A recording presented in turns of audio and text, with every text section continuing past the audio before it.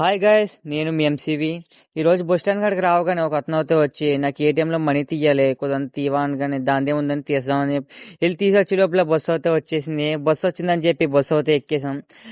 లోపల కూర్చున్నంత చూపు లేదండి సంతోషం. అంతే, బస్సు దిగిపోమని అన్నాడు కండక్టర్. ఎందుకురా దిగిపోమన్నాడు ఏంట్రా అనేసి కిందకి దిగుదామని చూస్తే కిందేమో బస్కి క్లచ్ బ్రేకులు పోనీరా, దిగండ్రా బాబు, బస్సు ఏమి వెళ్దాం అంటున్నాడు. అయ్యి బాబు, ఇవాళ కాలేజీకి లేట్ అయిపోయింది అన్న లోపలనే ఇంకో బస్సు అయితే వచ్చేసింది. ఆ బస్సు మాదైతే కాదండి, ఇదైతే రావులపాలెం అయితే వెళ్తుంది. వెనక్కి వేసుకుని బస్సు అయితే ముందుకు అయితే వేసుకెళ్తున్నాడు.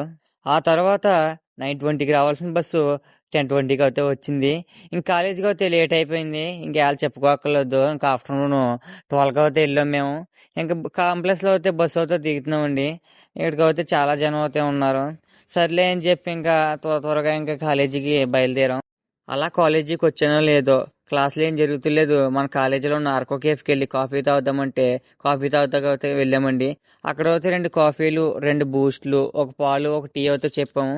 అది వచ్చేటప్పుడు టైం పడుతుందంటే మా వాళ్ళందరినీ చూపిస్తానండి, ఎప్పుడు తాగుదామా అంటూ ఉన్నారు.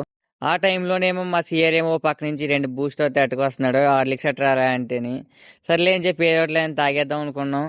అలా ఈవినింగ్ అయితే అయిపోయిందండి. బస్సు వచ్చింది అనే సంబరపడే లోపలనే బస్సుకి ప్యాచి పడిందిరా అని దరిద్రమైన వార్త చెప్పాడు.